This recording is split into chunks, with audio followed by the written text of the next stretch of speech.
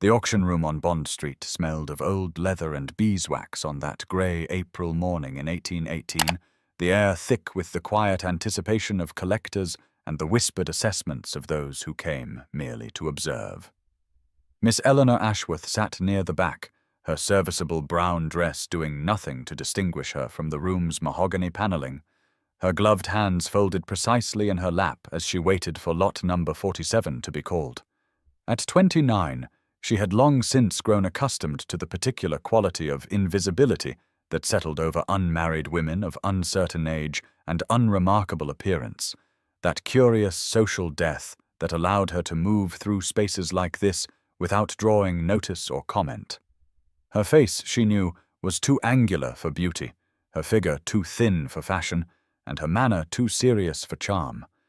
A tally she had made peace with years ago when she understood that her father's scholarship would be her inheritance rather than his fortune. The manuscript she awaited was a 14th-century herbal, its pages filled with botanical illustrations and medieval Latin annotations that had consumed her thoughts since she had viewed it 3 days prior during the preview hours. She had calculated precisely how much of her quarterly allowance she could sacrifice, had determined the maximum bid that would not leave her unable to purchase lamp oil or writing paper, and had steeled herself for the likelihood of disappointment. When the auctioneer finally announced the lot, Eleanor felt her spine straighten almost imperceptibly, her attention sharpening as the bidding began at £20 and pounds. She entered at 35, her paddle rising with a steadiness that belied the quick beating of her heart. The competition came swiftly, a gentleman's voice from the front calling 40, then 45, then 50, as Eleanor continued to counter with the calm persistence of someone who had little to lose and much to gain. It was only when the bidding reached £75, well beyond what she should spend but not quite beyond what she could, that she noticed the turning of heads, the curious glances cast backward to identify who dared continue. The gentleman bidding against her was Viscount William Harcourt.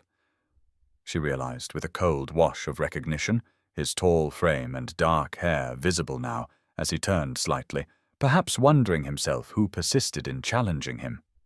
At £80, Eleanor bid again, her voice steady, despite the recklessness of the sum. At 85, the Viscount paused, and in that pause Eleanor felt the weight of the room's attention, heard the faint whisper from 2 seats over, saw the Viscount's eyes finally locate her in the shadows. At £90, she bid a final time, and when the silence stretched and the auctioneer's gavel fell, Eleanor experienced a fierce swell of triumph that shocked her with its intensity. She rose to complete the purchase, aware of the whispers that followed her to the clerk's desk, the speculation about who she might be and what eccentricity drove her to such expense.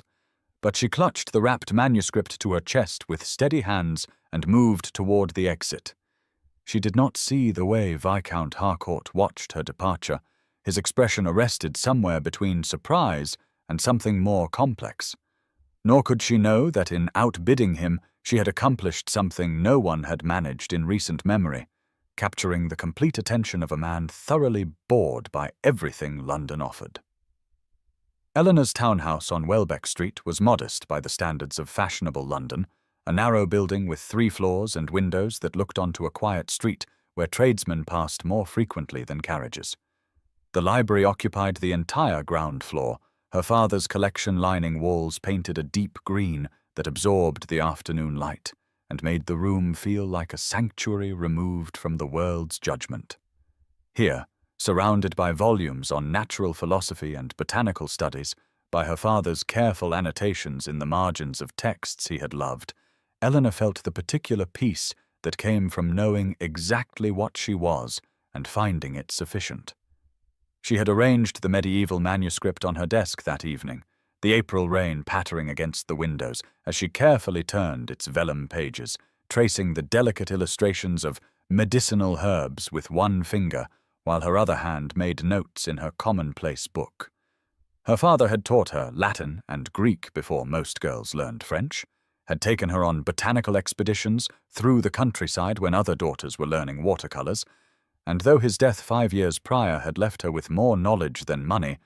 She could not regret the education that now formed the entire substance of her existence. Society had long since dismissed her as peculiar, too educated for marriage, and too poor for consequence, a woman who attended scientific lectures instead of balls, and who could discuss Linnaean classification, but not the latest fashions. She had made her peace with spinsterhood at 25, had understood that her path would be solitary but intellectually rich, and had found in that resignation a kind of freedom that many women of greater beauty and fortune never knew. The manuscript represented months of sacrifice, dinners reduced to bread and cheese, new gloves foregone. Her one luxury purchased at the cost of many small deprivations. But as she studied the medieval herbalist's careful observations about the properties of foxglove and monkshood, she felt the expense justified in ways no one who had whispered about her at the auction house could possibly understand.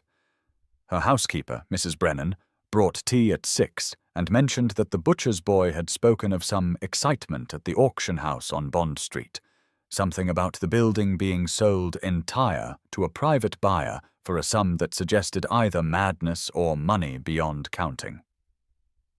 Eleanor listened with half an ear, more interested in deciphering a particularly faded annotation, and thought nothing of it until 3 days later when a letter arrived bearing an unfamiliar seal.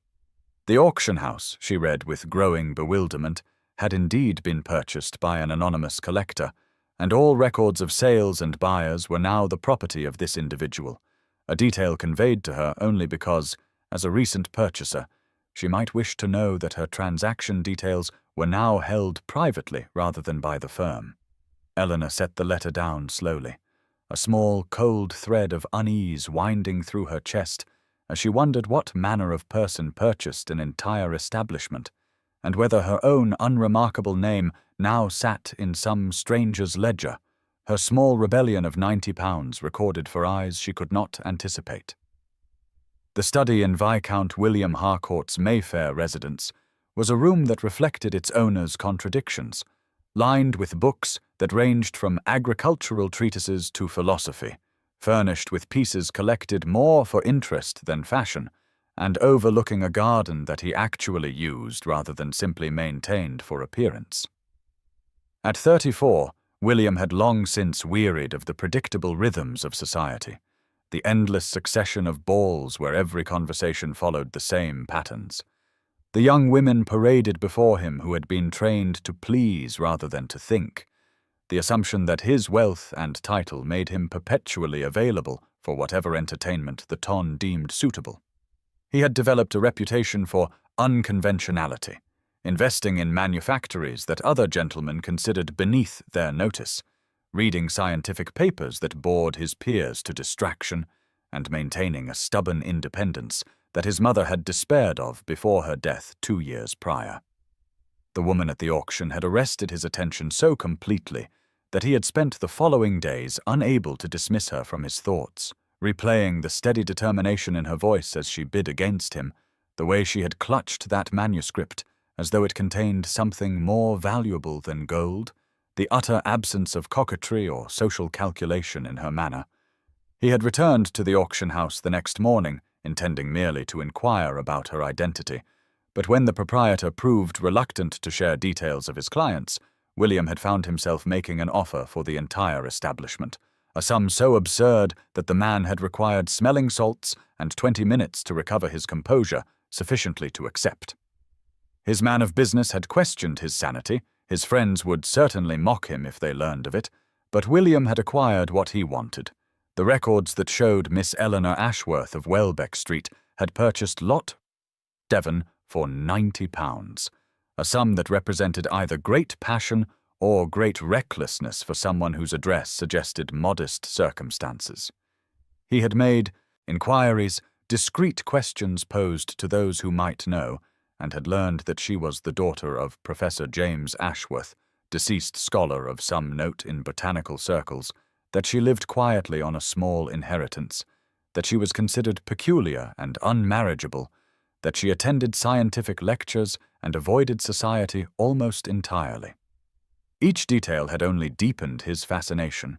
This woman who had outbid a viscount without apparent concern for consequence, who valued knowledge over social approval, who existed so completely outside the narrow confines of what women were supposed to be that London had simply dismissed her as irrelevant. William sat now in his study with the auction house records before him, her signature on the purchase document, her careful script revealing an educated hand, and felt something he had not experienced in years, a genuine curiosity about another human being, a desire to understand what thoughts moved behind those serious eyes. He would call upon her, he decided, would find some pretext that would not alarm or offend, because the alternative was to let her disappear back into whatever obscure corner of London she inhabited. And that possibility had become suddenly, inexplicably intolerable. The morning was well advanced when Mrs. Brennan appeared in the library doorway with an expression that suggested some disruption to the usual quiet of Welbeck Street, informing Eleanor that a gentleman had called and was even now waiting in the modest front parlour, a room so rarely used that Eleanor had to pause a moment before remembering where she kept it dusted. Viscount Harcourt stood by the window when she entered, his height and fine clothing making the small space seem suddenly smaller, and Eleanor felt her breath catch with the immediate assumption that he had come to claim some error in the auction, some irregularity that would require her to surrender the manuscript she had already begun to love. He turned at her entrance and bowed with a formality that seemed at odds with the frank curiosity in his eyes, expressing his hope that she would forgive the intrusion. But he had a proposition that he believed might be of mutual benefit, and Eleanor found herself gesturing toward the worn settee while her mind raced through possible meanings of such a statement. He did not waste time with pleasantries beyond what courtesy required, explaining that he had a sister, widowed young and now devoted to education, who had expressed profound interest in botanical studies but lacked access to certain rare texts, and he had learned that Miss Ashworth had recently acquired a medieval manuscript of considerable value to such research. Eleanor listened with suspicion threading through her initial alarm, wondering how he had learned of her purchase and what manner of man tracked down a stranger over a book. But when he continued by demonstrating actual knowledge of the manuscript's contents, mentioning the herbalist's observations on cardiac effects of digitalis with the ease of someone who had studied such matters himself, her suspicion began to shade into something more complex. She asked how he knew of her acquisition, and he answered with a directness that might have seemed presumptuous had it not been delivered with such calm assurance, stating that he had purchased the auction house entire because he wished to know who had valued that particular lot enough to outbid him, a statement so extraordinary that Eleanor could only stare at him while her understanding of the situation rearranged itself entirely.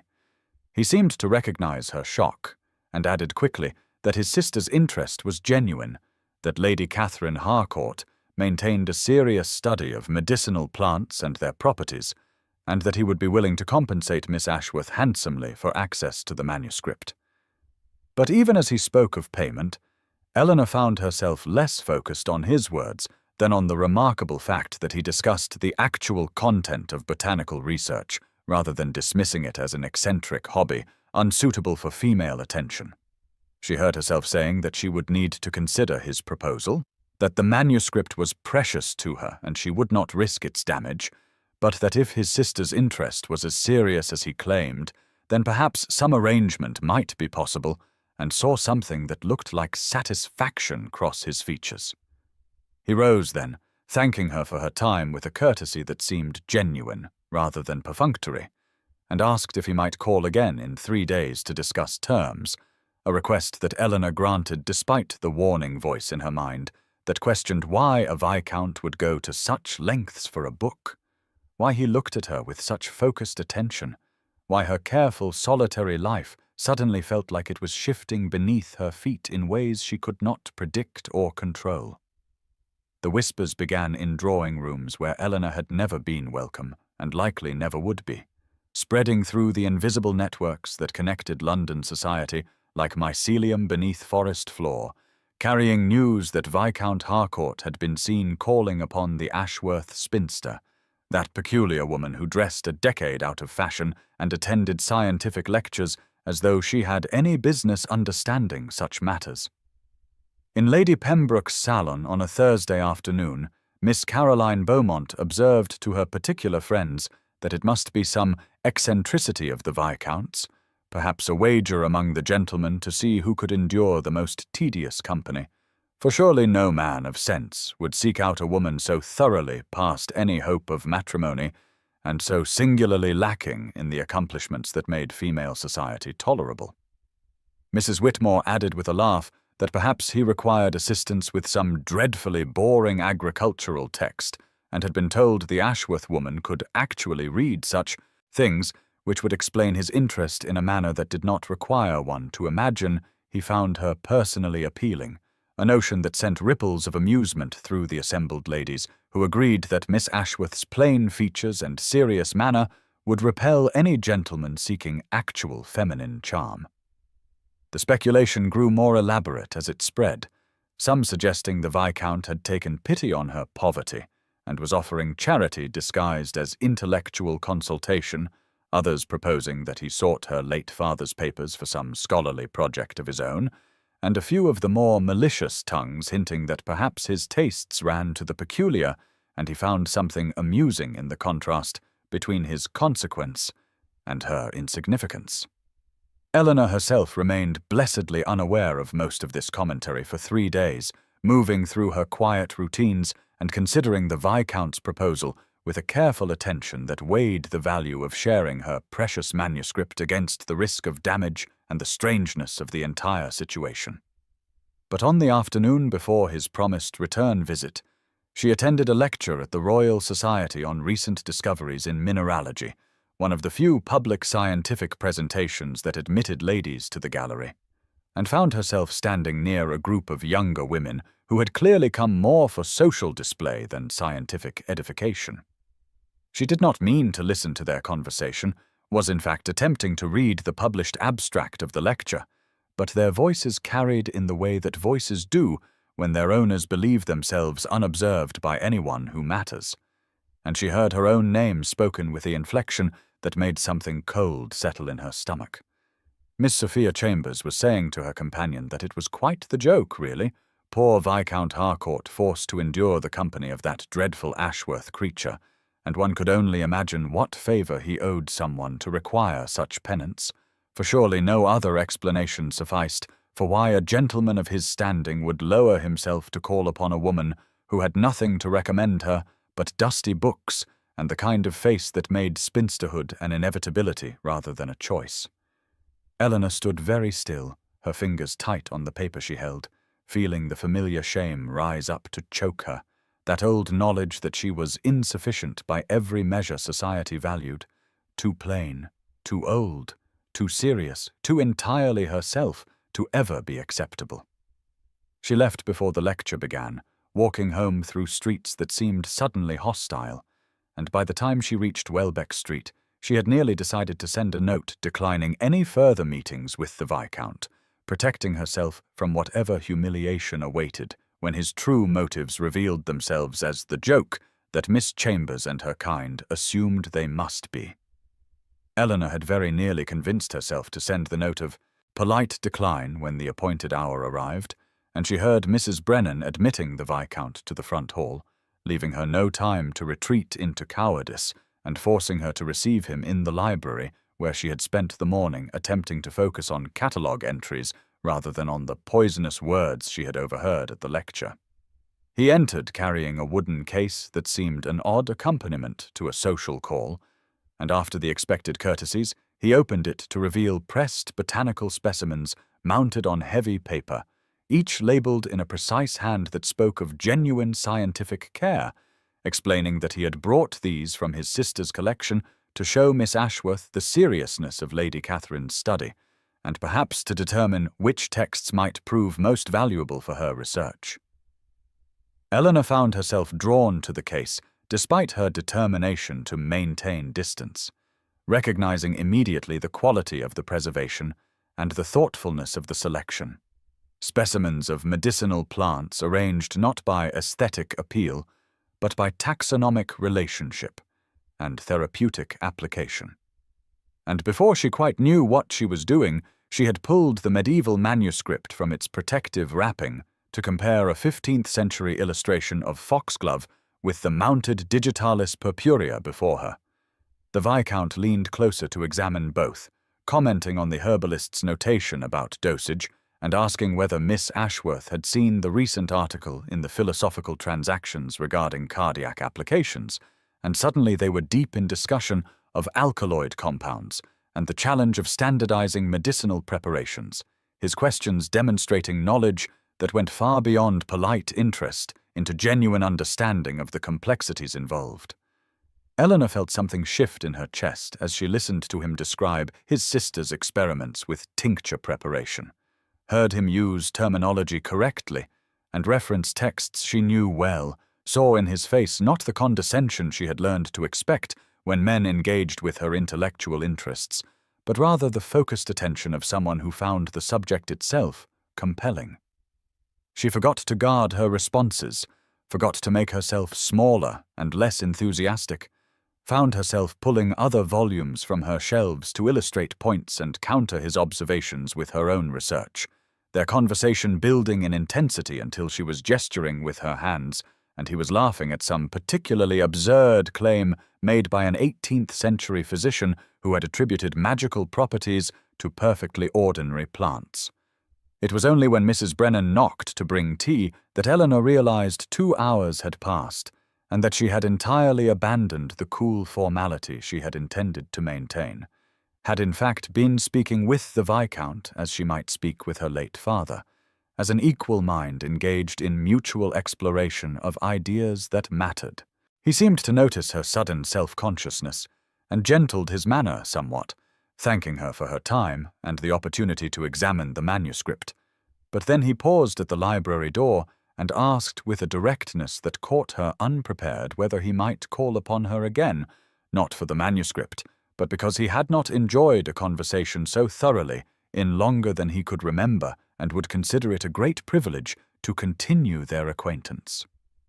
Eleanor stood surrounded by her books and specimens, with the afternoon light slanting through the window, and felt her careful resolutions crumbling beneath the weight of wanting to believe that perhaps this strange situation might be exactly what it appeared, rather than the elaborate joke that Miss Chambers and her kind assumed. And she heard herself giving permission for another visit, even as the warning voice in her mind reminded her that hope had always been the most dangerous indulgence. William arrived at his club that evening with his mind still occupied by the conversation in Miss Ashworth's library, the quality of her intellect settling into his awareness like something rare and unexpected discovered in a place he had not thought to look, and he found himself replaying certain moments from their exchange, the way her eyes had lit with genuine excitement when discussing the properties of belladonna alkaloids, the graceful precision of her hands as she turned pages of texts that clearly meant more to her than mere objects, the complete absence of artifice or calculation in her manner that stood in such stark contrast to the performances he endured in every ballroom and drawing-room in London. He had barely settled into a chair near the fire with a glass of port when Fitzwilliam and Chambers approached, with expressions that suggested they had been waiting for his arrival with some purpose. And Fitzwilliam opened the conversation with a casual observation that William had been notably absent from several recent social engagements, prompting Chambers to add with a smirk that perhaps the Viscount had found more compelling entertainment elsewhere, a comment weighted with implication that made William immediately wary. He deflected with some non-committal response about estate matters.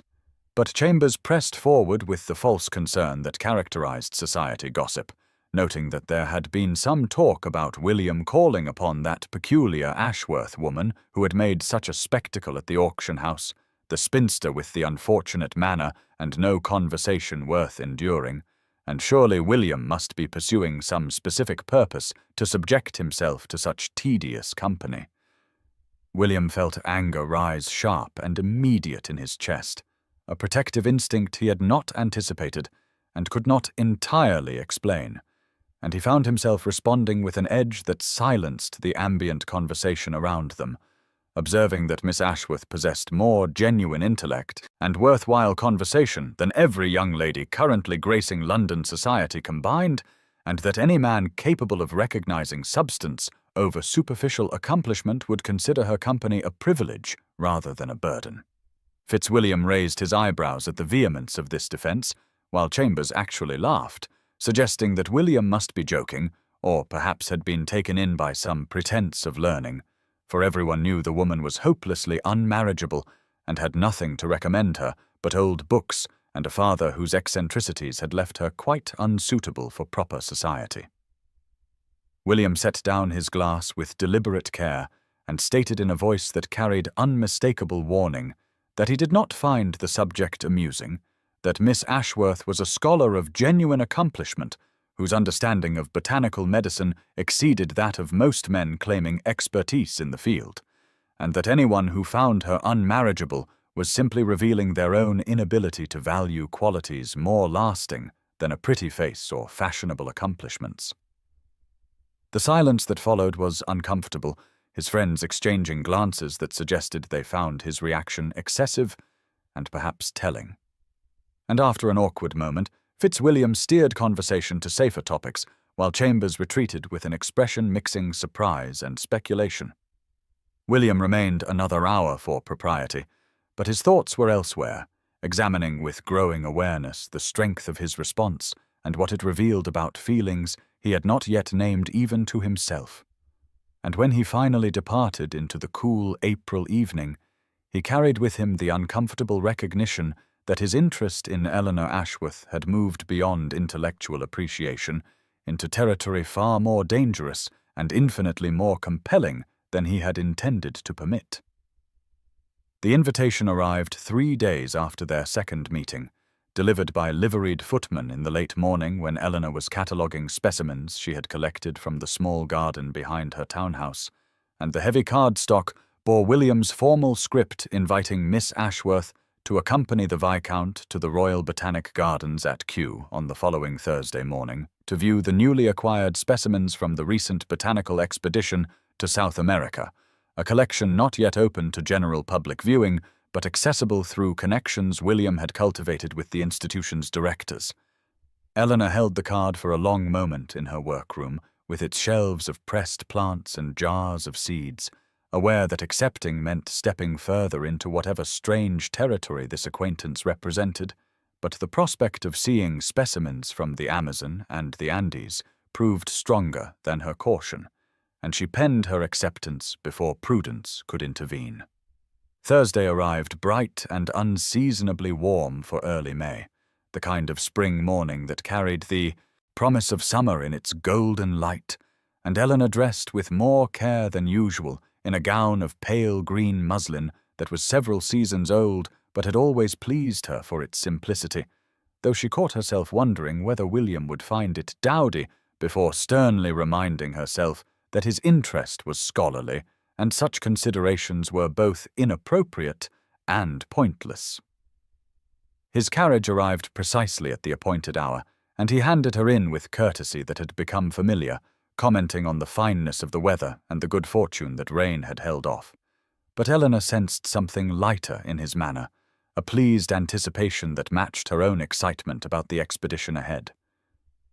The journey to Kew took them through London streets, giving way gradually to more open country, and they fell into easy conversation about the botanical expedition's published findings,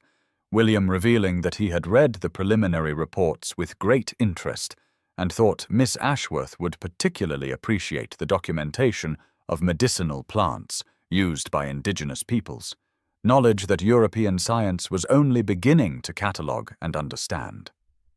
When they arrived at the gardens, the May morning had grown warm enough that Eleanor was grateful for the broad paths shaded by established trees, and William guided her not to the public areas, but to the research glasshouses where the new specimens were being carefully acclimated, introducing her to the curator as a fellow scholar whose expertise in medicinal botany would provide valuable perspective on the collection. The curator responded with respect that surprised Eleanor, clearly taking his cue from William's presentation, and soon she found herself standing before plants she had only read about in expedition journals, surrounded by the humid warmth of the glasshouse and the green living smell of tropical growth thriving in English soil. William watched her move from specimen to specimen with an attention she felt but tried to ignore, too absorbed in examining leaf structures and root systems to guard her expressions.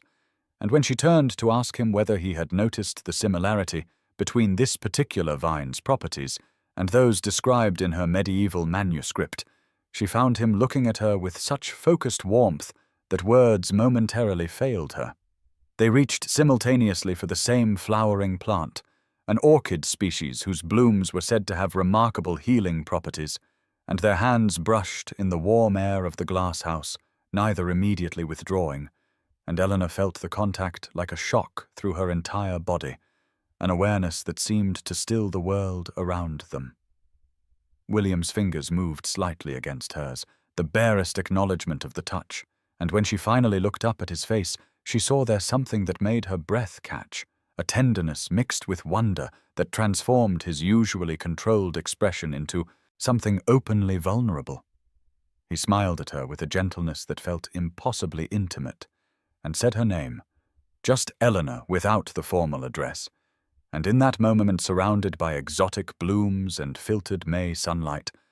William Harcourt understood with absolute certainty that he was falling in love with this remarkable woman who saw beauty in botanical structures and found joy in the pursuit of knowledge, and the recognition both exhilarated and terrified him in equal measure. Eleanor returned home from Kew Gardens as the afternoon light was turning golden, and she moved through the remainder of that Thursday in a state of distracted awareness that made even her beloved research feel distant and unreal, the memory of William's touch against her hand in the glasshouse repeating itself in her mind with an insistence that grew more alarming as evening approached, and she found herself unable to concentrate on the specimen notes she had intended to catalogue. She ate a solitary dinner without tasting the food and retired early to her small bedroom at the top of the house, the room that had been hers since childhood and which had always felt like a sanctuary of comfortable solitude, but which now seemed to press against her with its familiar limitations, and she sat at the window looking out over the darkening rooftops of London while her reflection looked back at her from the glass, a woman of 29 years with unremarkable features and unfashionable manner who had learned long ago to find contentment in intellectual pursuits rather than romantic possibilities. But contentment felt impossibly fragile now, threatened by the recognition of feelings she had not permitted herself in so many years, and Eleanor forced herself to examine with painful honesty what she had seen in William's face that afternoon, the warmth and tenderness that had seemed so unmistakably genuine in the moment, but which now, in the solitary darkness of her room, took on the quality of something she must have misinterpreted or foolishly magnified beyond its true significance. She rose and lit more candles against the gathering night, then sat at her small writing desk where she had composed so many letters to fellow scholars and botanical societies, and she made herself remember with deliberate cruelty the last time she had allowed herself to hope for romantic regard. That spring 7 years ago, when Mr. Edward Pemberton had seemed to seek her company at several gatherings, and she had been young enough and naive enough to believe his interest might be genuine. She remembered the afternoon she had overheard him at a garden party speaking to his friend with careless clarity about the Ashworth woman who was unfortunately plain and far too intellectual for any man to seriously consider, amusing enough for conversation when one was bored, but hardly the sort one would ever actually court, and certainly not when there were proper young ladies available who understood how to be decorative and agreeable without constantly mentioning books and plants, as though anyone truly cared about such tedious subjects. The memory still carried the power to wound after all these years, the sharp humiliation of having allowed herself to hope, and the deeper shame of having so thoroughly misread friendly courtesy as potential affection, and Eleanor had learned from that experience to guard herself more carefully, to accept her circumstances with dignity rather than reaching for possibilities that would only lead to greater pain. William Harcourt was a viscount, wealthy and respected, and able to have his choice of beautiful, accomplished young women who graced every ballroom in London, and while he might find her intellectually interesting as a novelty or a curiosity, Eleanor could not allow herself to believe that his attention meant anything more than the kind of scholarly appreciation one might feel for a particularly well-informed colleague. To think otherwise was to invite exactly the sort of humiliation she had promised herself to avoid, and as she sat in the candlelight, with London settling into sleep around her, Eleanor made the decision that felt like self-preservation, even as it tasted like loss, and she drew a sheet of writing paper toward her and began to compose a letter declining any further meetings with the Viscount, her hand steady even as something deep within her chest felt like it was quietly breaking. Eleanor's letter arrived at William's Mayfair residence on Friday morning, delivered by a street messenger rather than through proper channels, and he recognized her handwriting immediately on the plain sealed paper that his butler presented to him in hhis study, where he had been attempting to concentrate on correspondence from his estate manager, but finding his thoughts returning persistently to the previous day's excursion to Kew Gardens. He broke the seal with eagerness that turned quickly to dismay as he read her carefully composed words thanking him for his kindness and generosity in sharing his time and connections, but explaining that, upon reflection, she felt it would be inappropriate to continue meetings that might be misunderstood by society or prove distracting from the serious scholarly pursuits they both valued, and she hoped he would understand her decision and remember their brief acquaintance with the same intellectual appreciation she would always maintain for their conversations. William read the letter twice, then set it on his desk and sat back in his chair, recognizing immediately the fear behind the formal courtesy of her words, understanding that something had frightened her badly enough to retreat behind walls of propriety and self-protection. He thought of how she had looked in the glasshouse, surrounded by exotic blooms, the unguarded joy on her face as she examined each specimen, and then he thought of how that joy had transformed to startled awareness when their hands touched, and he understood, with sudden clarity, that Eleanor had recognized what was growing between them and had chosen to run from it rather than risk the vulnerability that hope required. The recognition filled him with a complicated mixture of frustration and tenderness, frustration that she would deny herself happiness out of fear, but tenderness for the wounds that had taught her such self-protection, and William knew with absolute certainty that he would not accept her dismissal because she deserved better than a life spent hiding from possibility. He drew a fresh sheet of paper toward him and began to write. Not the careful, formal response that society would dictate, but rather words that came from the uncomfortable honesty of genuine feeling, telling her that he understood her fear but could not honor her request, because doing so would require him to pretend that their acquaintance meant no more than casual scholarly interest, when the truth was that he found her remarkable in ways that had nothing to do with propriety or social expectation. He wrote that her mind was the finest he had encountered in years of being surrounded by educated people who rarely said anything worth remembering, that her passion for knowledge reminded him of why intellectual pursuit mattered beyond mere social accomplishment, and that her company had become something he looked forward to with an eagerness that surprised him as much as it apparently alarmed her. He sealed this letter with his family crest and added to it a package containing a rare first-edition botanical text he had acquired years ago and treasured,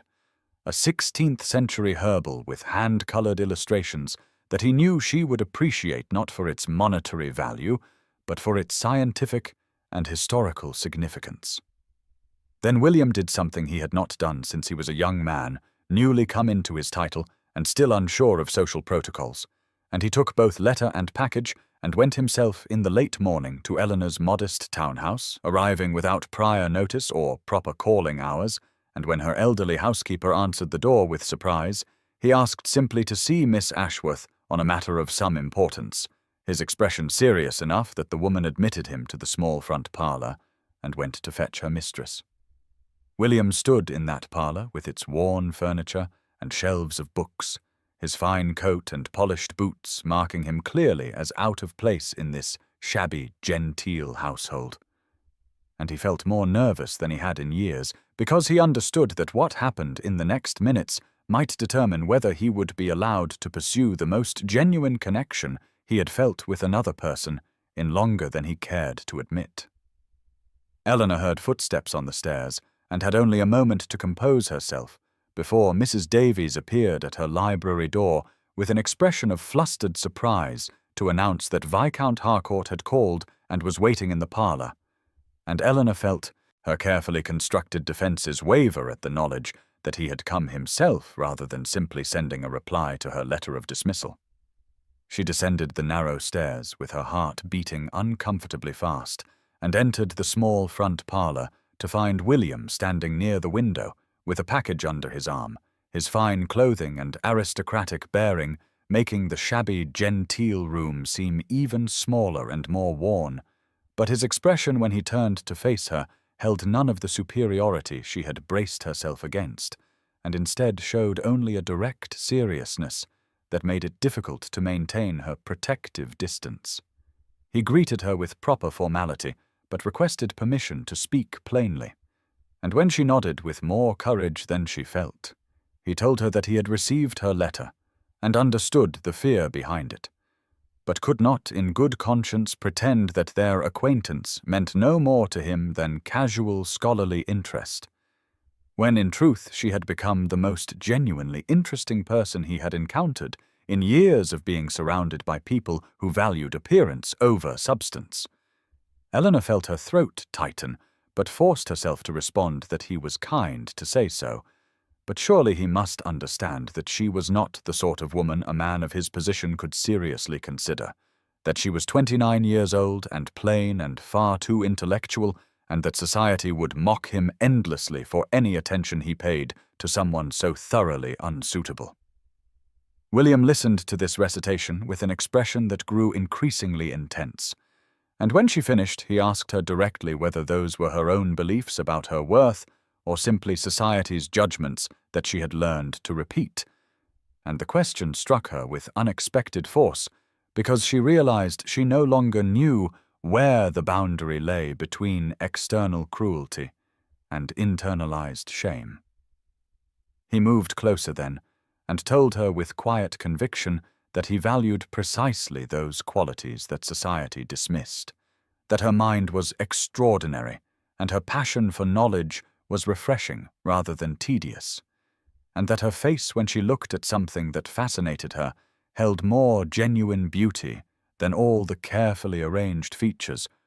of approved young ladies who had been taught to display pleasantness rather than feel actual emotion. Eleanor wanted desperately to believe him, but found herself listing more objections, telling him about Edward Pemberton and the humiliations of having once before mistaken friendly interest for genuine regard, explaining that she had learned to protect herself by accepting her limitations rather than reaching for possibilities that would only lead to greater pain. William's expression softened with understanding, but also something that looked like carefully restrained anger not at her, but at a world that had taught her to think of her finest qualities as defects, and he said that he could not speak to Mr. Pemberton's blindness, but he could speak to his own clarity of vision and his own growing certainty that she was precisely the sort of woman he wished to know better.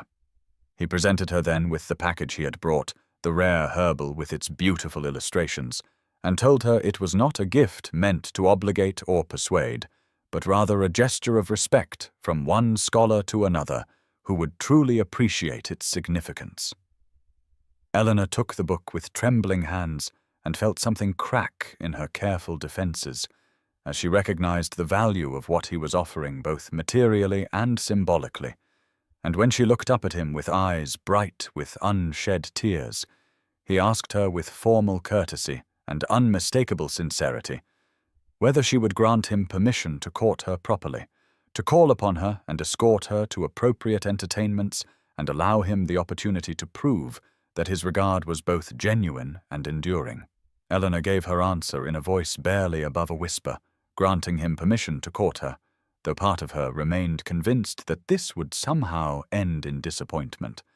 And William's expression transformed with relief, and something deeper that made her heart contract with cautious hope, even as her lifelong habits of self-protection warned her against believing too readily in possibilities that seemed too wonderful to be real. The courtship that followed over the next weeks unfolded with a gentleness that gradually eroded her defenses, beginning with proper afternoon calls where they sat in her small parlor discussing botanical classifications and the latest scientific publications, while Mrs. Davies served tea and observed with barely concealed approval, then progressing to public outings that announced to London society that Viscount Harcourt was indeed paying serious attention to the unfashionable spinster who had somehow captured his interest. They visited the British Museum on a Tuesday morning when the rooms were relatively quiet, and spent 2 hours examining the natural history collections, William watching with undisguised pleasure as Eleanor forgot her self-consciousness entirely, while explaining the classification systems her father had taught her, and pointing out errors in some of the specimen labels with the confidence of true expertise. They attended a lecture at the Royal Society, where William's membership granted them access, and Eleanor sat in the gallery designated for ladies, intensely aware of the whispered speculation her presence with the Viscount generated, but finding that her interest in the speaker's discussion of recent botanical discoveries in South America outweighed her discomfort at being observed and discussed. They spent an afternoon at Hatchard's bookshop on Piccadilly, where William insisted on purchasing several new publications for her library, despite her protests about the expense, and Eleanor found herself laughing with genuine delight when he presented her with a particularly expensive illustrated volume and told her seriously that he considered it an investment in their future conversations, since she would undoubtedly share her insights about its contents with him.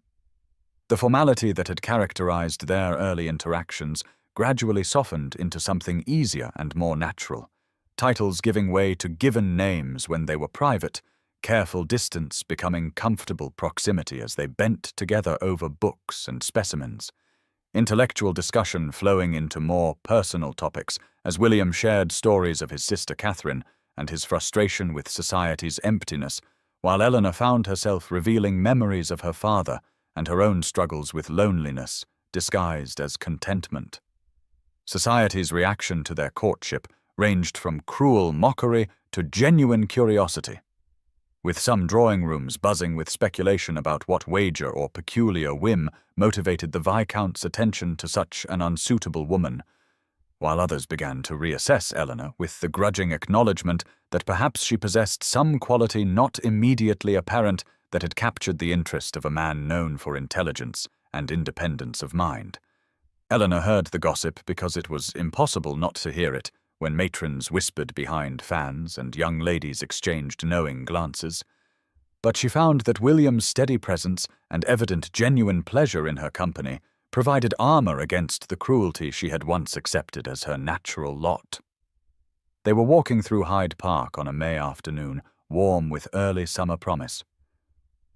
when the moment came that shifted something fundamental between them, strolling along a relatively quiet path, discussing the various trees they passed and their medicinal properties,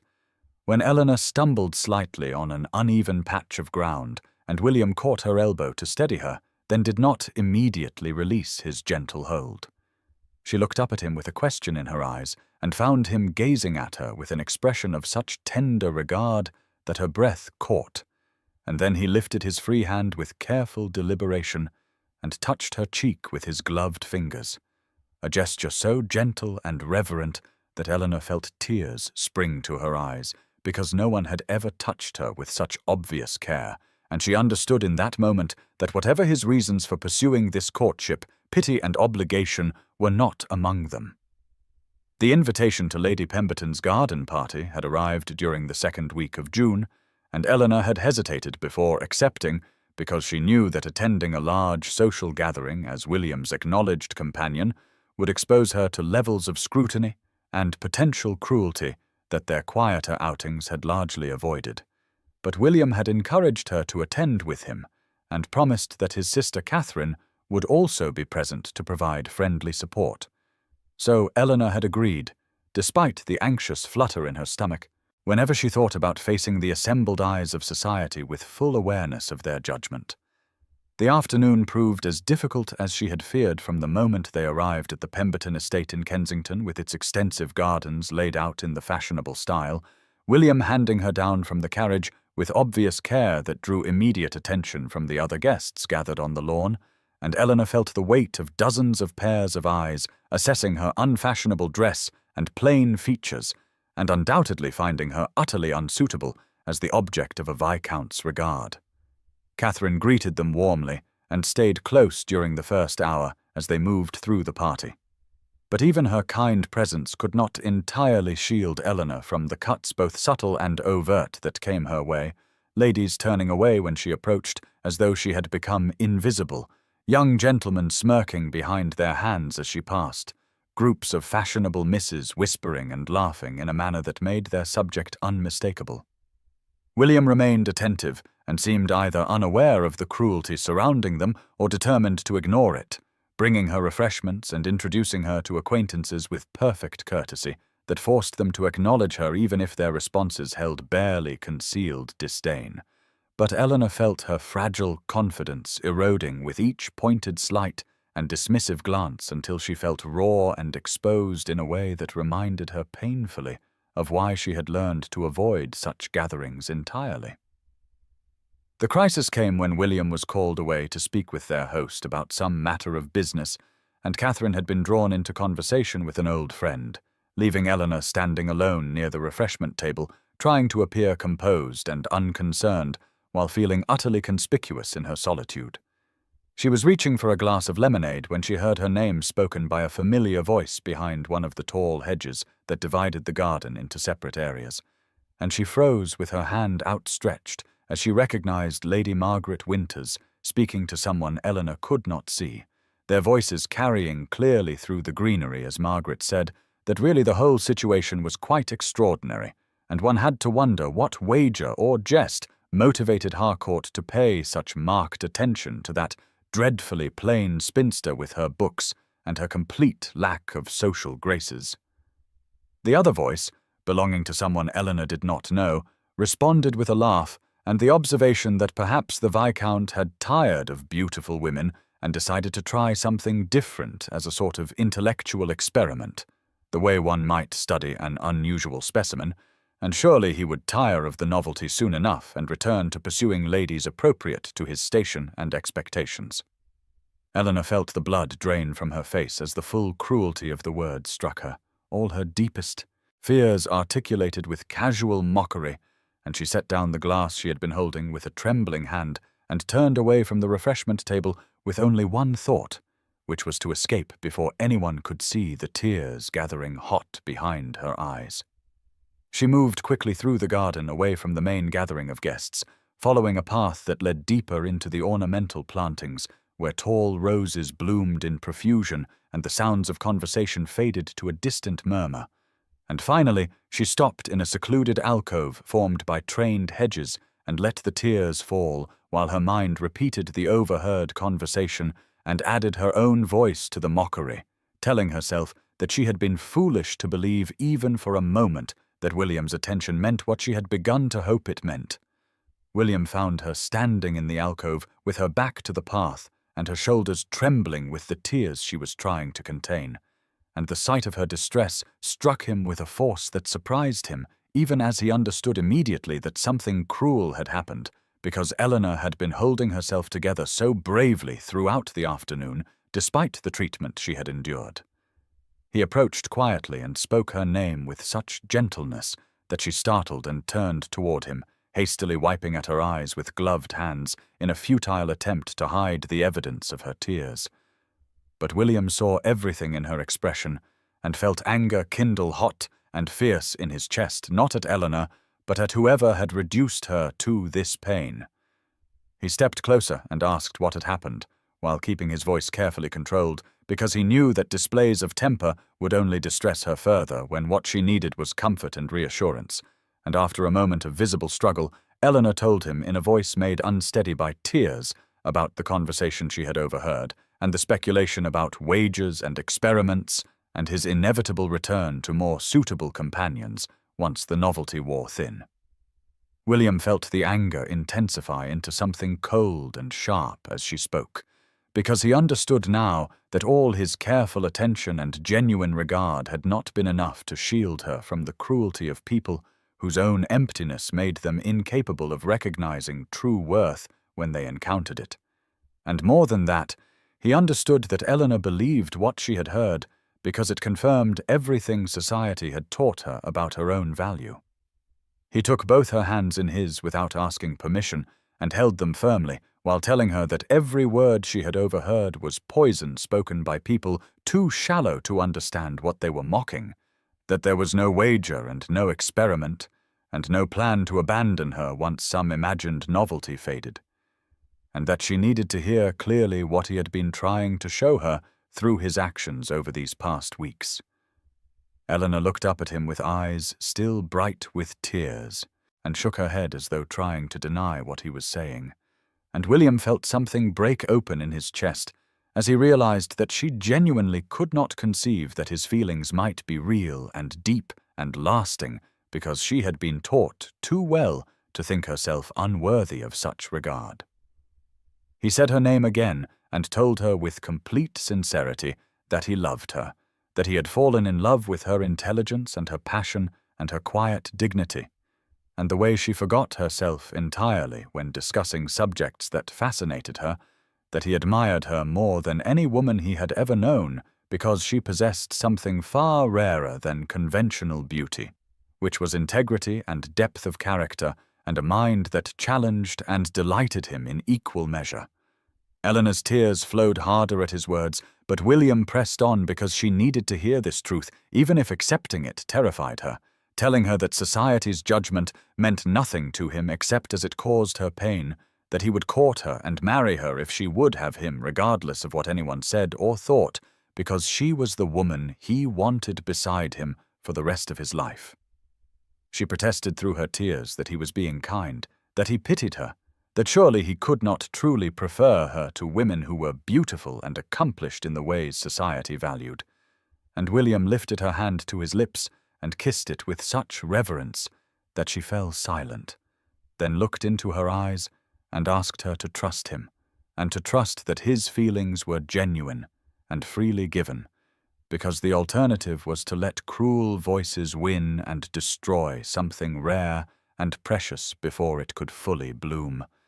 Eleanor allowed William to lead her back along the garden path toward the sound of conversation and music that marked where the other guests gathered, her hand resting on his arm with fingers that still trembled slightly from the tears she had shed and the declaration she had heard, and though part of her wanted to ask William to take her home immediately so she might have time to absorb what had passed between them in the secluded alcove, she recognized that leaving now would look like retreat and would give the cruel voices ammunition for further mockery. As they emerged into the main area of the garden, where Lady Pemberton had arranged tables beneath white canopies and guests moved in clusters across the manicured lawn, Eleanor saw several heads turn in their direction and felt the familiar weight of assessing eyes. But before her courage could falter, William placed his hand over hers where it rested on his sleeve in a gesture of unmistakable claiming and support that sent a clear message to anyone observant enough to notice. They had barely taken 10 steps when Lady Margaret Winters approached with another lady. Eleanor did not know, and Margaret offered a smile that did not reach her eyes as she said how lovely it was to see dear Miss Ashworth looking so well, though the emphasis on the word dear carried an edge of mockery that Eleanor suspected was quite intentional. William stopped and regarded Margaret with an expression of such cool displeasure that the false smile wavered on the lady's face, and he said with perfect politeness that Miss Ashworth always looked well to those with eyes trained to see beyond surface appearances, and that he found her company infinitely more rewarding than that of ladies who cultivated beauty while neglecting substance. The cut was delivered with such aristocratic precision that Margaret actually took a step backward while colour flooded her cheeks, and her companion made some stammered excuse before pulling Margaret away toward the refreshment tables. leaving Eleanor staring at William in shock because she had never heard him speak so sharply in social company. He glanced down at her and asked quietly if he had overstepped, and Eleanor found herself shaking her head even as something warm and fierce bloomed in her chest at the realization that he had just publicly defended her in a manner that would be reported across London drawing rooms by tomorrow afternoon. They continued through the party with William maintaining his attentive posture and making several pointed remarks in various conversations that positioned Eleanor not as an oddity to be tolerated, but as a woman of intelligence and worth, whose company he actively sought and valued.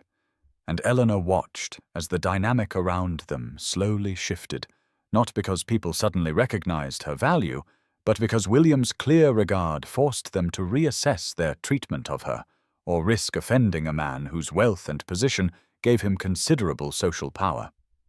When young Lord Westbrook made a carelessly dismissive comment about women who fancied themselves scholars, William responded with such cutting eloquence about the poverty of minds that could not appreciate learning regardless of the form it took that Westbrook actually apologized. And when they finally took their leave an hour later, Eleanor felt dazed by how thoroughly William had used the very social structures that usually oppressed her to instead establish her right to respect.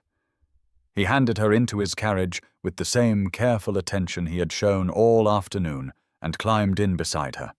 And once they were away from Pemberton House, he took her hand again and promised that he would continue to stand beside her and defend her, and demonstrate to anyone who cared to observe that his attachment was real and lasting, and would not waver regardless of what society whispered, because she deserved nothing less than absolute constancy from the man who loved her.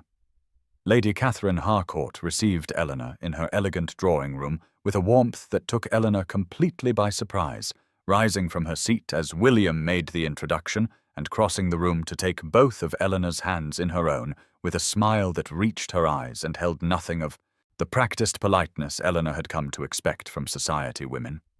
Catherine was perhaps 35, dark-haired like her brother, with the same clear grey eyes that seemed to see more than most people revealed, and she wore mourning colours softened by time into shades of lavender that suggested her widowhood was some years behind her now. And as she welcomed Eleanor and insisted she must sit in the most comfortable chair near the window where the afternoon light fell across shelves packed with books, Eleanor felt some of the tension she had carried into this meeting begin to ease, because there was nothing of judgment or assessment in Catherine's manner, but rather genuine pleasure at making her acquaintance.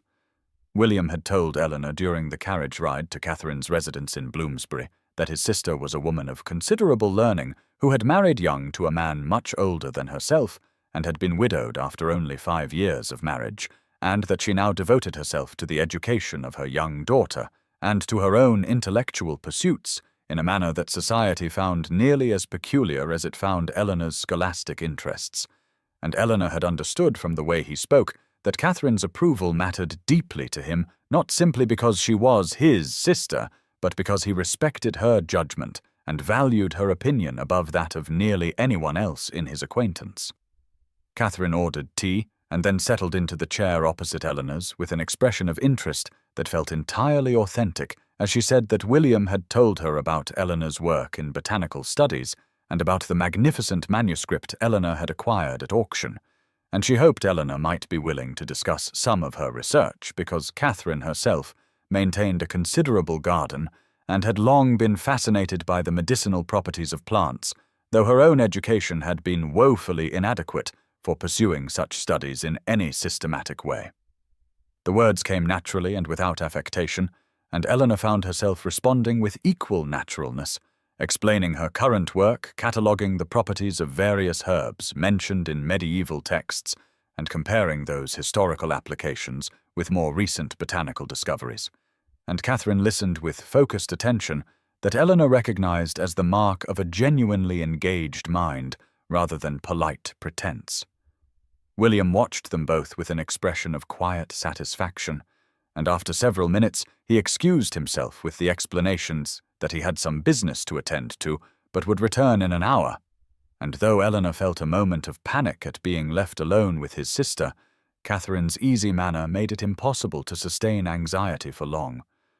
Once William had departed, Catherine leaned forward slightly and said with complete frankness that her brother had spoken of Eleanor with more animation and genuine feeling than Catherine had heard from him in years, that she could see immediately why Eleanor had captured his attention and his heart, because there was an authenticity about her that was rare in their circles, where most people wore masks of propriety that concealed emptiness beneath. Eleanor felt heat rise in her cheeks and started to demur, but Catherine shook her head and continued that she understood exactly what Eleanor must be facing from society, because Catherine herself had endured similar treatment after her husband's death, when she had chosen to pursue intellectual interests rather than seek another marriage. And she wanted Eleanor to know that she had an ally and a friend in Catherine, regardless of what anyone else might say or think. July unfolded with a golden warmth that seemed to Eleanor like a physical manifestation of the change happening within her own heart. And as the days passed in a succession of visits and outings and quiet hours spent in William's company or in correspondence with Catherine, who had begun including Eleanor in various intellectual gatherings at her Bloomsbury residence, Eleanor felt something she had not experienced since perhaps her early girlhood, before society had taught her to think of herself as inadequate and unworthy of the happiness other women seemed to claim so easily. The change was not in her appearance, for she still wore her simple muslins and tied her hair in the same unfashionable but practical style she had always preferred. And she still moved through society as a woman of 29 with no particular beauty to recommend her and no fortune to compensate for that lack. But something in the way she held herself had shifted in a manner subtle yet profound, as though William's steady regard and Catherine's genuine friendship had given her permission to occupy space in the world without apology. She found herself laughing more freely during their visits to bookshops, where William delighted in finding obscure botanical texts to present to her with mock ceremony, and she discovered that she could meet his eyes now without the constant fear that she would find pity or amusement there. And when they attended a lecture together at the Royal Society where her presence as a woman raised eyebrows among several of the gentlemen scholars, William's quiet pride in her questions during the discussion afterward made her feel not like an oddity to be tolerated, but like a valued intellectual companion whose insights enriched his own understanding. There were afternoons in Catherine's garden where the three of them would sit beneath the shade of an old oak and discuss everything from botany to poetry to the political questions of the day. And Eleanor found in these conversations a freedom she had never known before, the freedom to express her thoughts without constantly monitoring herself for signs that she had overstepped or revealed too much of the unfeminine learning that society found so distasteful in women. One particularly warm afternoon when William had brought a collection of pressed specimens from his estate in Gloucestershire for Eleanor to examine, their heads bent together over the delicate dried flowers as she identified each species and explained its properties, she had looked up to find him watching her face rather than the specimens, and the expression in his grey eyes had been so tender and so full of affection that she had felt her breath catch in her throat.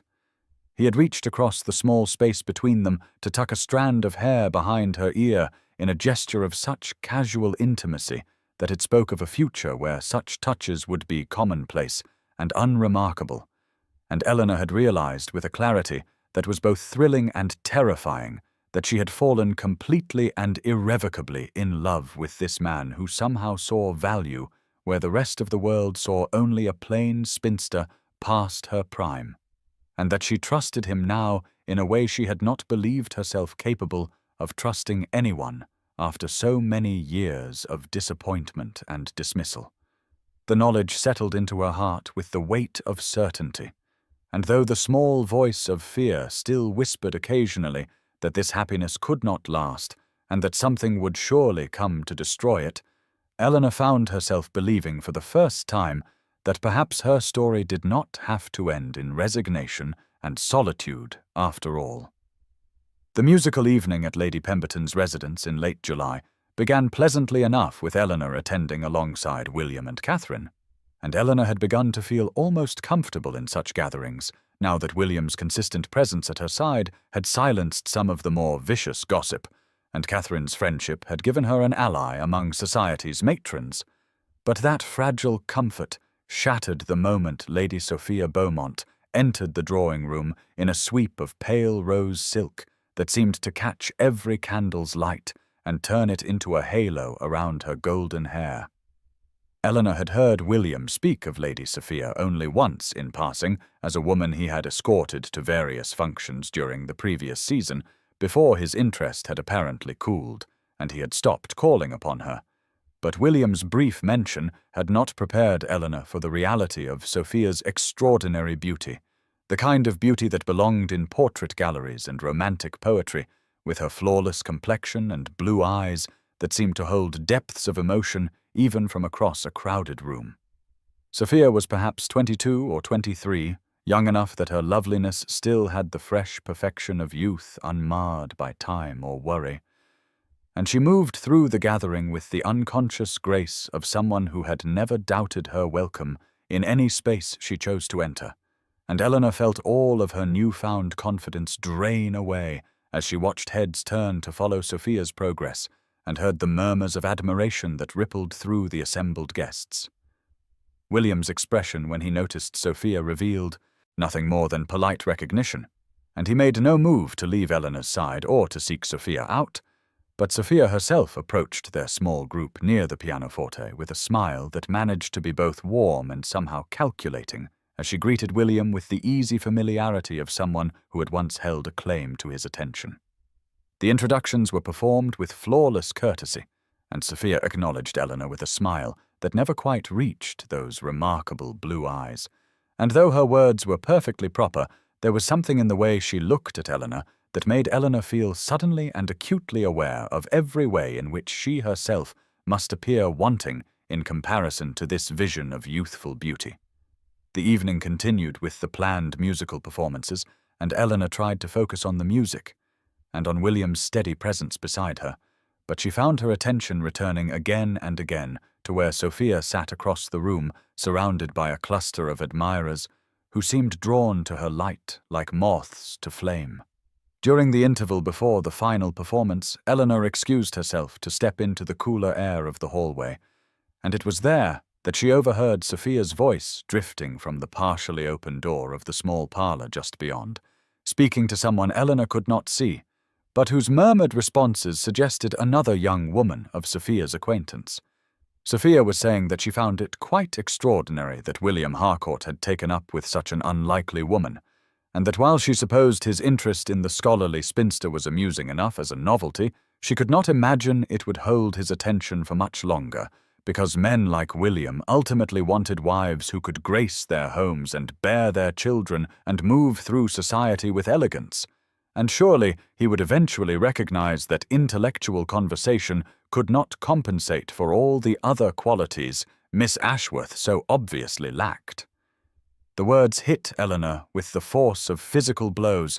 and all of the old fears that she had begun to believe William's affection had vanquished came flooding back with renewed power. Eleanor returned home from Lady Pemberton's musical evening, with Sophia's words echoing in her mind like a terrible refrain that grew louder with each repetition, and she dismissed her maid earlier than usual because she could not bear the woman's cheerful chatter about how fine the Viscount looked and how fortunate Miss Ashworth was to have secured such an advantageous match. And once alone in her library, where she had spent so many contented years before William had entered her life and disrupted the careful equilibrium she had built around her solitude, Eleanor felt all of the careful confidence she had constructed over the past months crumble like a structure built on sand rather than solid foundation. She sat at her writing desk, where the lamp cast its circle of golden light across the polished wood surface, and she pulled out a fresh sheet of paper with hands that trembled slightly, and she told herself that what she was about to do was necessary and right, and the only reasonable course of action for a woman who had allowed herself to forget for a dangerous interval that fairy stories did not happen to plain spinsters of 29 with no fortune and no beauty to recommend them. Sophia was right, Eleanor thought, with a bitterness that tasted like ash in her mouth, because men like William ultimately wanted wives who could ornament their drawing rooms and bear their children and move through society with the kind of effortless grace that came from youth and beauty and the absolute certainty of one's place in the world. And while William might genuinely enjoy their intellectual conversations and might even feel a certain affection for her company, surely that could not be enough to sustain a marriage, or to compensate for all the ways in which Eleanor would fail to meet the expectations that society and his family and eventually William himself would have of a viscountess. She dipped her pen in the ink and began to write, forming the words that would release him from their courtship with as much dignity as she could muster, explaining that upon reflection she believed they would not suit and that she was grateful for his attention, but thought it best they discontinue their association before matters progressed any further. And she was midway through the second paragraph when she heard the sound of the door-knocker echoing through the quiet house with an urgency that suggested something more than a casual social call. Eleanor's hand stilled over the paper as she heard Mrs. Davies, the housekeeper, moving through the hallway, and then there were voices at the door, and Eleanor recognized William's distinctive baritone even from this distance, and her heart began to pound with a mixture of dread and something that felt treacherously like hope even as she tried to suppress it. She heard Mrs. Davies protesting that the hour was late and Miss Ashworth had retired, but William's response was insistent, though she could not make out the specific words.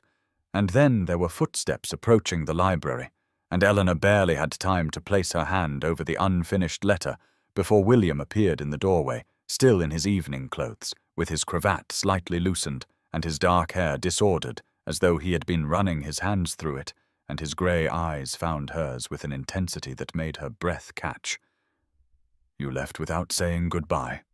he said without preamble, and his voice held a note of concern that made Eleanor's carefully constructed resolve waver dangerously. "What has happened, Eleanor? What did someone say to put that look in your eyes?" Eleanor felt something crack inside her chest at his question, and all of the careful composure she had been trying to maintain shattered like glass under too much pressure,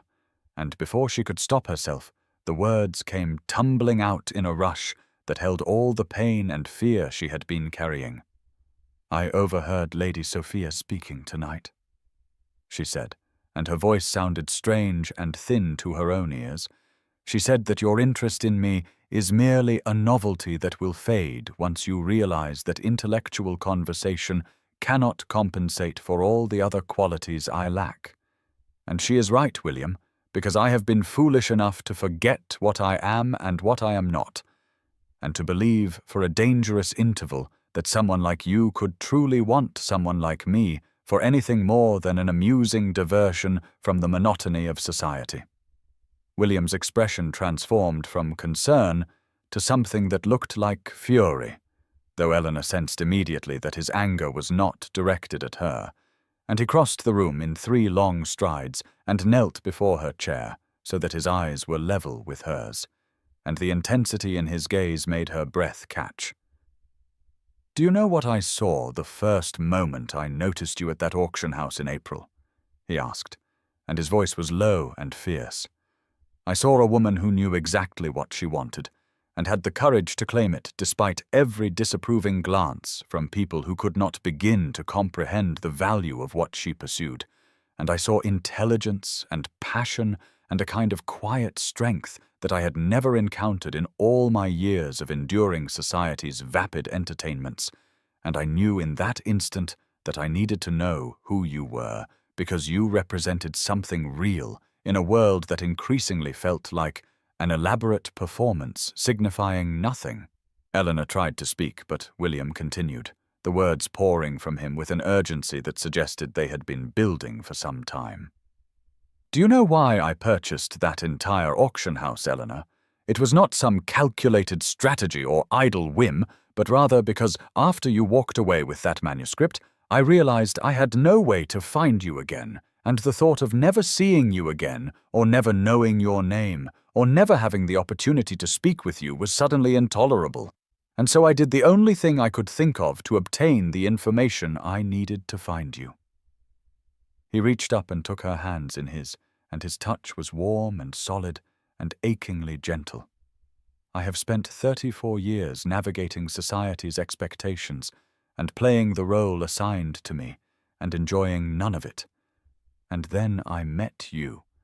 and for the first time I understood what it meant to anticipate waking each morning because I might see you or speak with you or learn something new about how your remarkable mind works, and you think Sophia Beaumont or anyone else could possibly compare to that?"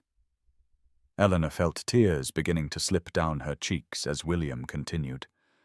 "I do not want a decorative wife who will grace my drawing rooms and bear my children while maintaining a polite distance and never challenging me or surprising me or making me feel truly alive,"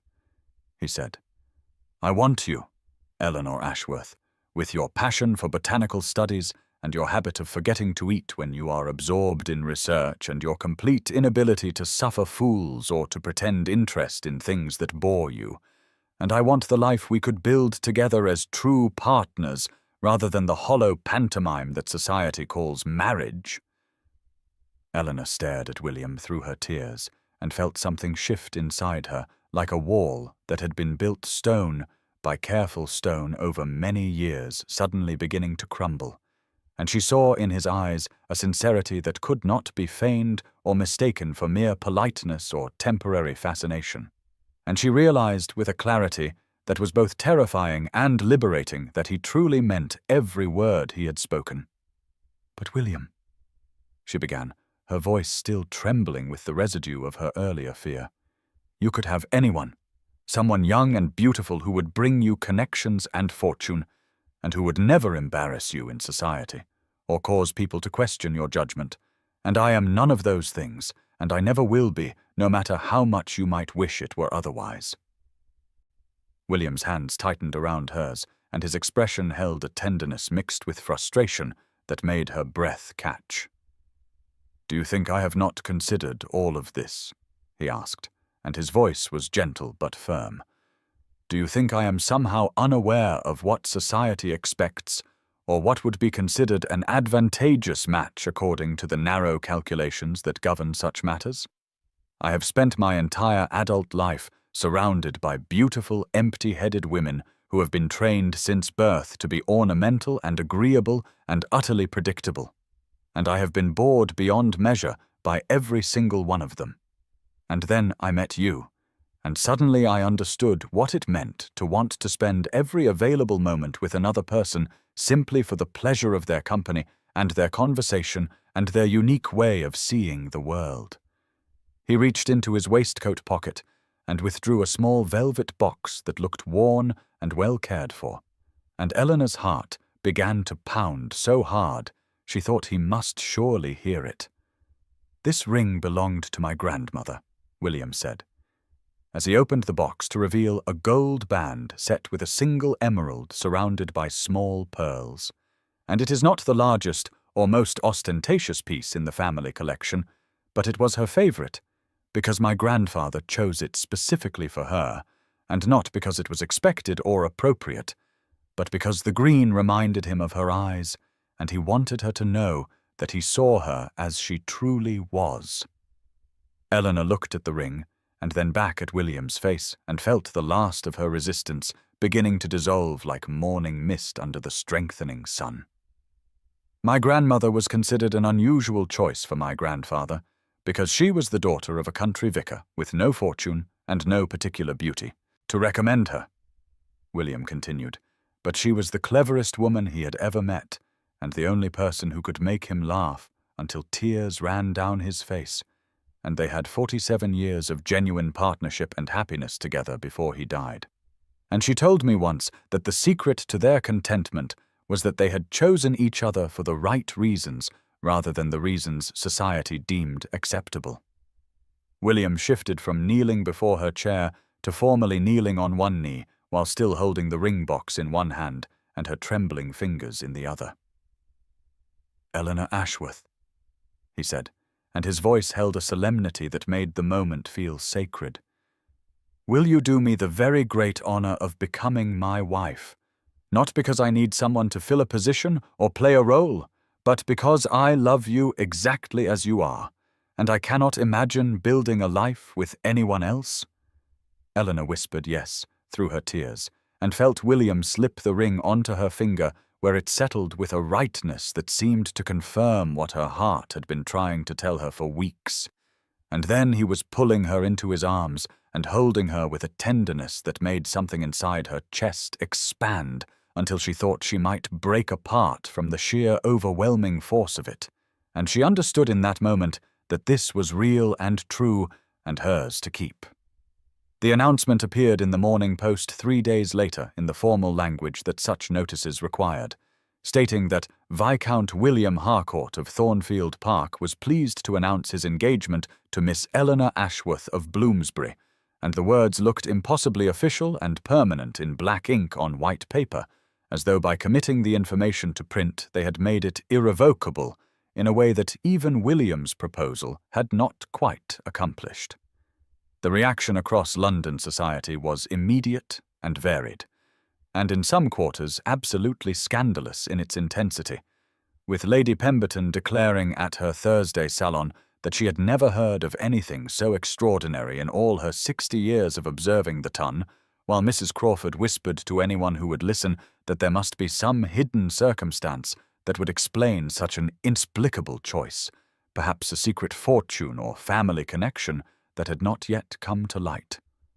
Catherine Harcourt received the news with unrestrained delight, and arrived at Eleanor's townhouse within hours of the announcement, carrying an armful of fashion periodicals and a bottle of excellent champagne, declaring that they had much to discuss regarding wedding plans and trousseau and the many preparations required for Eleanor's introduction to society as the future Viscountess Harcourt, and her genuine warmth made Eleanor feel for the first time that she might actually have allies in the foreign territory she was about to enter.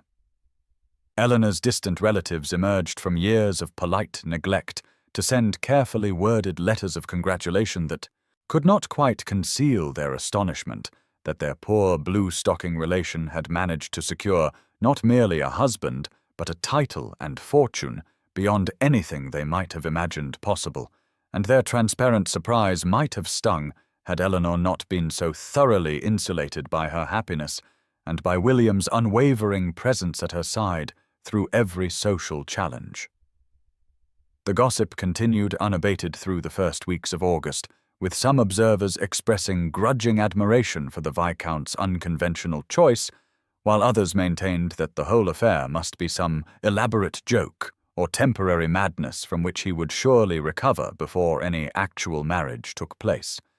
But William seemed entirely unconcerned by public opinion and took every opportunity to demonstrate his genuine attachment, whether society approved or not.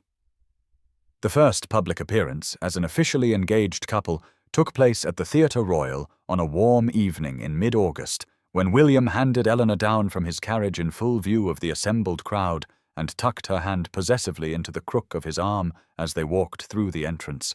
and Eleanor felt the weight of hundreds of curious and judgmental eyes following their progress, but found that with William solid and steady beside her, she could bear the scrutiny with something approaching equanimity, if not quite comfort. The weeks following the theatre appearance passed in a whirlwind of activity that left Eleanor feeling simultaneously exhilarated and overwhelmed as Catherine took charge of the wedding preparations with an efficiency that suggested she had been planning such an event for years,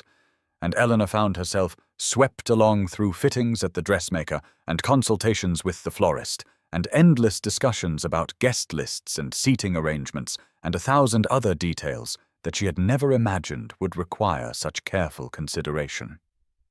The transformation of her modest wardrobe into something befitting a future viscountess proved to be one of the more challenging aspects of the preparation,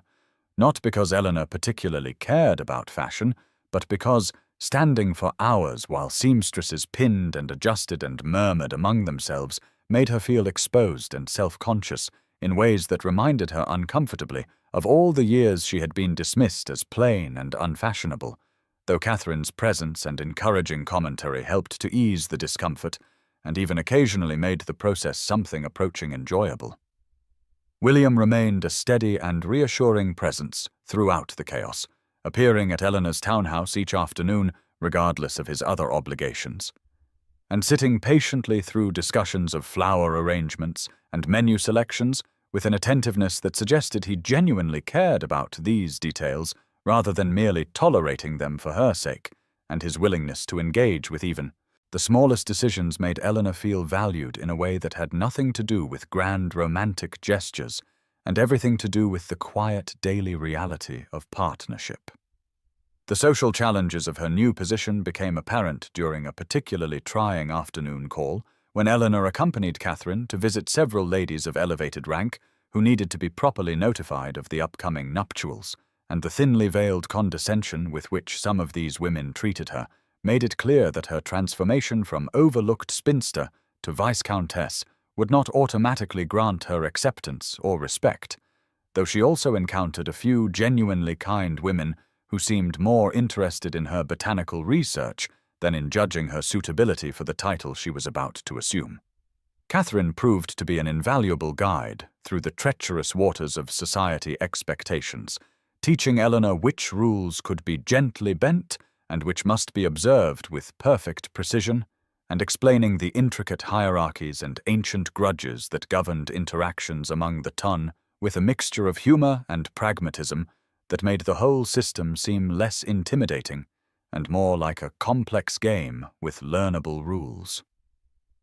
Eleanor found herself growing in confidence as the weeks progressed, not through any change in her appearance or manner, but through the accumulating evidence that William's regard remained constant regardless of society's judgment, and that she had genuine allies who valued her for her mind and character rather than dismissing her as an unfortunate aberration in the natural order, and this growing assurance allowed her to move through social situations with more ease even when she encountered hostility or skepticism.